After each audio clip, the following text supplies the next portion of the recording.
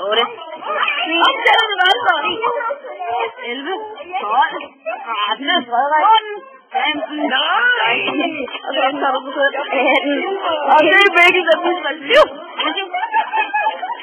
Hvad er det jo? Det er det jo.